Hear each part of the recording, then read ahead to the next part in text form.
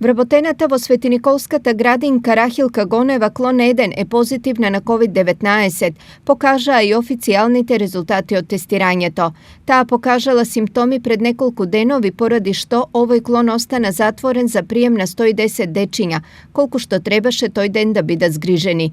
Станува збор за лице од техничкиот персонал кое учествувало во подготовката на приемот на дечињата, а првите симптоми ги покажала во понеделникот. Резултатот од тестирањето е позитивен, со што се потврди исправноста на нашата одлука за непочнување со работа на детската градинка во клон 1 и прием на дечињата. Врз основа на овие информации, уште денес е извршено воредно дезинфицирање на сите простории и дворот во градинката од страна на Центарот за јавно здравје Велес. Истакна градоначалникот на Свети Николе Сашо Велковски. Раководството на градинката очекува епидемиолошките и други надлежни служби да дадат комплетна епидемиолошка слика, а потоа и зелено светло за старт со работа на градинката Рахилка Гонева клон 1 наредните денови, согласно алгоритамот и протоколот за работа на градинките.